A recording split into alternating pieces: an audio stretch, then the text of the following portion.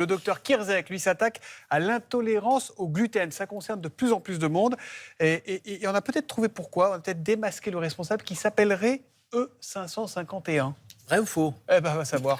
Demande à ton voisin. C'est à vous de Oui, le alors, dire. partiellement vrai, je vais faire comme Adrien, en disant partiellement. Non, le E551, bon, personne ne le connaît parce que, alors, faut regarder les étiquettes. Le E551, il serait lié, c'est ce que disent des chercheurs de l'INRA, de l'Institut national de la recherche agronomique, il serait lié à la maladie cœliaque. Cette maladie cœliaque, vous savez, c'est cette maladie qui touche quand même 700 000 personnes en France.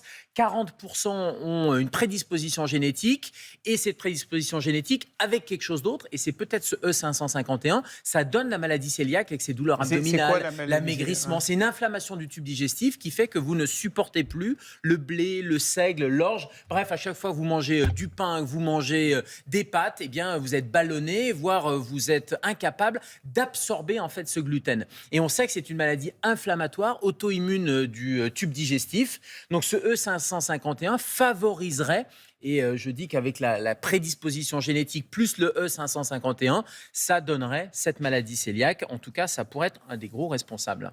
Alors on le trouve où? Qu'est-ce qu'il fait exactement?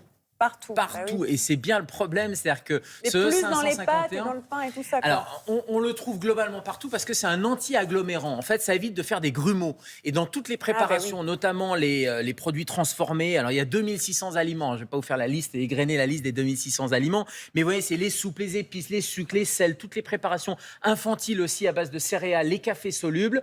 Alors ça, c'est où on sait qu'il y a le E551, mais chez votre pâtissier... On est d'accord que c'est une cochonnerie qu'on rajoute. Enfin, c'est un additif, c'est un anti-agglomérant. Pour éviter les grumeaux. C'est comme un conservateur, ça évite de faire des grumeaux. C'est peut-être pour ça qu'il y a de plus en plus de gens qui sont intolérants au gluten. Ça colle, exactement. Et il y a de plus en plus de gens qui ont la maladie cœliaque, ou en tout cas qui ont une intolérance au gluten, dans les pays industrialisés, c'est-à-dire dans les pays qui mangent toute cette nourriture qui est ultra transformée. Et autre problème, c'est que parfois, on ne sait pas qu'il y a le E551 parce que vous allez chez votre pâtissier, il l'utilise aussi, mais du coup, quand vous achetez le gâteau, vous ne savez pas qu'il y a le E551, par exemple. Donc voilà, l'idée, c'est de dire, il y a peut-être la prédisposition génétique plus cette nourriture ultra transformée avec ce E551 qui va réduire le nombre de cellules immunitaires. Et cette étude, elle montre ça. Ça réduit, ça impacte les cellules immunitaires au niveau du tube digestif et donc ça crée de l'inflammation digestive.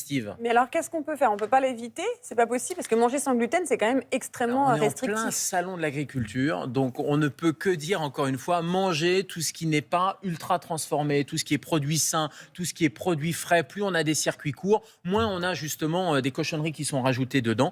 Et donc, la nourriture non transformée, c'est vraiment de la prévention, notamment quand on voit là tous les produits pour enfants, etc. Ça veut dire qu'un tube digestif qui est en maturation chez un enfant, on va déjà lui mettre des additifs.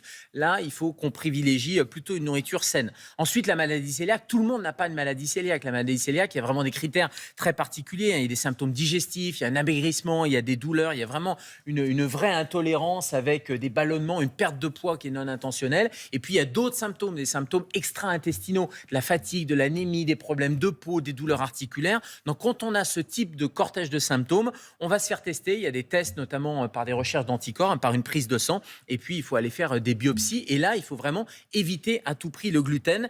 Et juste un petit coup de gueule sur la mode du sans gluten, etc. Ouais.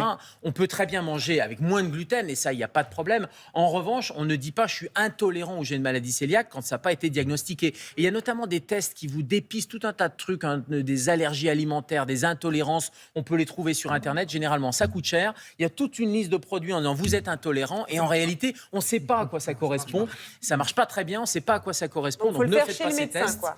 Oui, Il ne faut pas le faire avec Adrien Roy il y sur a Internet. la maladie cœliaque et puis il y a toutes ces intolérances où globalement il y a une alimentation équilibrée et tout ira bien. Mais c'est une vraie piste le 551. Moi, ce que je comprends, c'est pourquoi on n'interdit pas ce 551 si c'est la source des problèmes. Enfin, une fois que ça sera prouvé. On n'est pas sûr. Pour l'instant, il n'y a pas de causalité, mais il y a une vraie présomption entre cette prédisposition génétique et peut-être ce facteur déclencheur. Mais c'est très compliqué parce qu'il y a celui-ci, puis il y en a plein des additifs. Et le rôle de l'alimentation, notamment transformée, de manière générale, on sait qu'il n'est pas très bon.